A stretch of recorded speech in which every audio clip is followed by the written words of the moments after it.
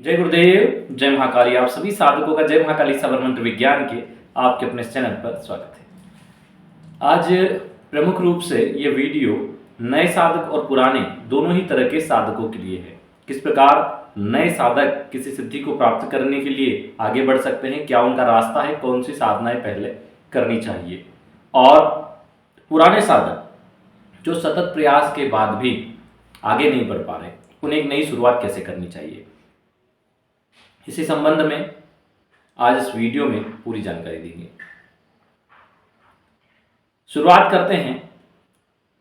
एक उदाहरण लीजिए कि एक पेड़ है जिसे कीड़ा लगा हुआ है और उस पर हम फल आने की उम्मीद कर रहे हैं। अगर फल आ भी गए तो कीड़े लगे हुए होंगे, और चूंकि कीड़ा लगा हुआ है तो फल आना वैसे भी संभव नहीं होता है, क्योंकि जो फल उसमें उत्पन्न होगा तुरंत ही उसमें कीड़े पड़ जाएंगे और उसको खा जाएंगे। साधक भी वैसा ही होता है। अगर साधक खुद दोष मुक्त नहीं है तो वो किसी सिद्धि को प्राप्त नहीं कर सकता। अगर उसने कोई दोष किए हैं जो उसको ज्ञात है या नहीं भी है और उन्होंने उनका निवारण नहीं किया तो संभव नहीं है। तो कैसे दोष निवारण किए जाए, पापों से कैसे मुक्त हुआ जाए, शरीर को कैसे शुद्ध किया जाए और शुरुआत कहाँ से की जाए। देखो, सभी चीज़ों को पेपर पेन ले लो और नोट कर लो ताकि दिक्कत ना आए। सर्वप्रथम आपको अपनी कुंडली का विश्लेषण करवाना है।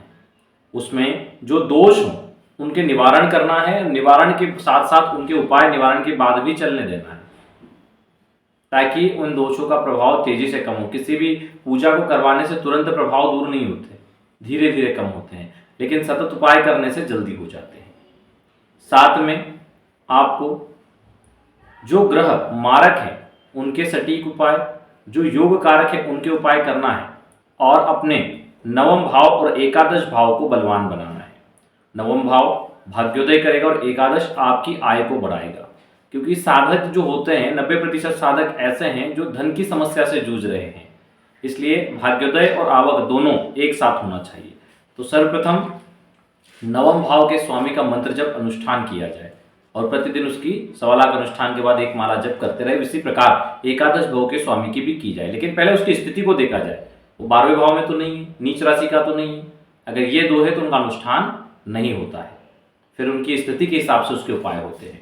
अब कॉमन उपाय की कहीं दिया लगाने के लिए बोल दिया तो सब स्थिति में एक जैसा काम नहीं होता है। किसी के मंत्र जप करने लग दिए तो सभी, बहुत से लोगों को हमने देखा कि राहु खराब है, राहु के मंत्र जप करने लग जाते हैं। तो भाई वो जब आपके लिए कारक है ही नहीं तो उसके मंत्र जाप करने का औचित्य ही नहीं है। उसका दान करो और उसको शांत कर दो, उसके उपाय करो, सरस्वती साधना कर लो और उसको शांत कर दो। कोई आपका शत्रु है और उसको आप ज़्यादा बल दोगे तो आपका नुकसान ही करेगा, फायदा नहीं करेगा। और कई लोगों को हमने देखा है कि राहु की बुरी स्थिति में उनके जाप करके और ज़्यादा नुकसान उन्होंने उठाया है। तो सोच समझ कर ही उपाय करने चाहिए, गलत उपाय हमेशा नुकसान ही देते हैं। इसलिए हमने एक पूरा लिख लिया ताकि कोई पॉइंट छूट ना जाए कि किस विषय पे आप लोगों को सारी जानकारी देनी है। ठीक है, भाव तक हो गया। तो तीसरा पॉइंट है इसमें, वो है गुरु दीक्षा। आपकी गुरु दीक्षा होना बहुत अनिवार्य है। अब मान लीजिए बहुत से लोग कहते हैं कि हमारे गुरु नहीं है, हम गुरु दीक्षा कहाँ से लें। हमने बता ही दिया, आप जोधपुर से गुरुदेव अरविंद जी श्रीमाली जी, कैलाश जी श्रीमाली जी, गुरुदेव नंद किशोर जी श्रीमाली जी से ले सकते हैं। इसके अलावा आपको जो उचित लगे आप वहाँ से लें। दूसरी चीज, गुरु दीक्षा अगर आपने अभी नहीं ली है तो हमने गुरु प्राप्त करने के लिए एक साधना दी है कि गुरु को कैसे प्राप्त किया जाए। वो साधना करो तो हो सकता है आपके पूर्व जन्म के गुरु आकर आपको दीक्षा दे। स्वप्न में भी दीक्षा हो जाएगी तो जल्दी से जल्दी आपको काया वाले गुरु प्राप्त हो जाएंगे। ठीक है, तो गुरु कैसे प्राप्त किया जाए, उसके लिए गुरु प्राप्ति साधना क्या है, वो हमने जय महाकाली ज्योतिष केंद्र वाले चैनल पे दी है, वहां से देख के उसको आप कर लो। तीसरी चीज आते हैं कि गुरु दीक्षा हो गई, गुरु साधना हो गई, उसके बाद क्या किया जाए। उसके बाद आप पहले ये नोट करो कि आपकी प्राथमिक समस्याएं क्या है। क्योंकि आजकल क्या होता है, सीधे गुरु दीक्षा लेते हो, प्रत्यक्ष सिद्धि के लिए बैठ जाते हो, उच्चाटन होता है और फिर वापस सामान वामान रख के दैनिक पूजा भी बंद कर देते हैं।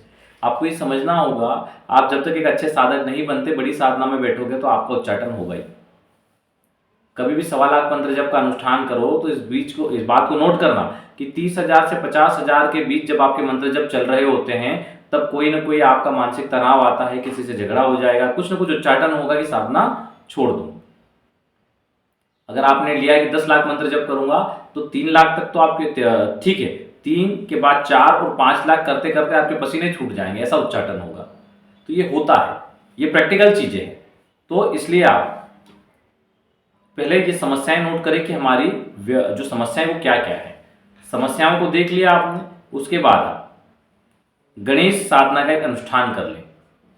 भले ही 1.25 लाख का अनुष्ठान करें और उसमें ये संकल्प लें कि हे प्रभु, हम आर्थिक और आध्यात्मिक जीवन में पूर्ण सफलता अर्जित करें, सिद्धियों को प्राप्त करें, धन संपन्न हो और धर्म में मती रहे। ऐसा संकल्प लेकर श्री गणेश साधना का एक अनुष्ठान कर ले। चैनल पे दी हुई है, जय महाकाली ज्योतिष केंद्र वाले चैनल पे आपको मिलेगी श्री गणेश साधना। उसको कंप्लीट करें, कैसे करना है सारी विधि दी है। उसको करने के बाद कुल देवी देवता साधना और पितृ साधना कर लें। ये 2 साधनाएं करने के बाद आप एक दिवसीय, जैसे धन की समस्या है तो, शत्रु बाधा है तो, एक दिवसीय लक्ष्मी साधनाओं को करें। अलग अलग, घोर लक्ष्मी हो गया, स्थिर लक्ष्मी हो गया, गज लक्ष्मी हो गया, ऐश्वर्य लक्ष्मी हो गया, ठीक है। इस टाइप से 1 दिवसीय और 3 दिवसीय साधनाएं जो है उनको कंप्लीट करें। उनको जब आप कंप्लीट करोगे तो आप देखोगे जीवन में जो समस्याएं थी वो हटने लग गई है और नई नई अपॉर्चुनिटीज आने लग गई है, धन के रास्ते खुल गए हैं, ठीक है। उसके बाद आप सोनाकृष्ण भैरव साधना, अष्टलक्ष्मी और सहस्त्र लक्ष्मी साधना को कंप्लीट करो। क्यों करो?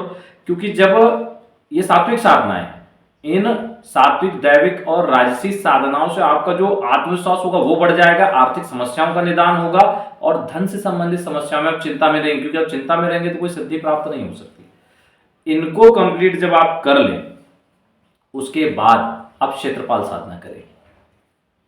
जब आपकी क्षेत्रपाल साधना कंप्लीट हो जाए तब आप किसी भी साधना को करने के लिए फ्री हो जाते हैं, फिर आप पे कोई बाध्यता नहीं है।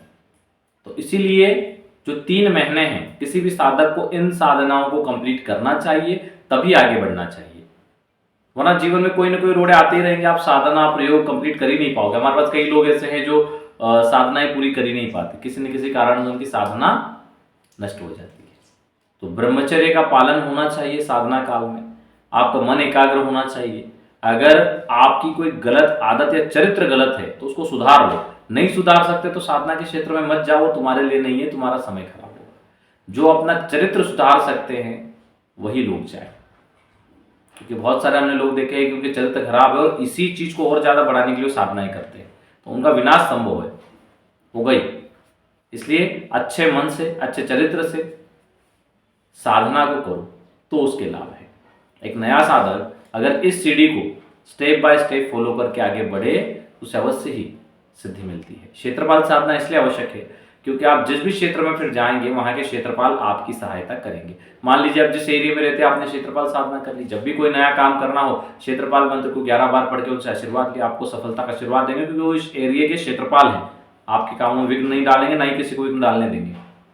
क्षेत्रपाल भी श्री भैरव स्वरूप के। किसी और अन्य क्षेत्र में आप काम करने के लिए गए, वहां पर भी आपने क्षेत्रपाल का आह्वान किया, क्षेत्रपाल के आह्वान से ही बड़े बड़े काम हो जाते हैं, तंत्र बाधा आदि का नाश हो जाता है। तो क्षेत्रपाल सिद्धि भी बहुत बड़ी सिद्धि है, ये भैरव स्वरूप है ना वो।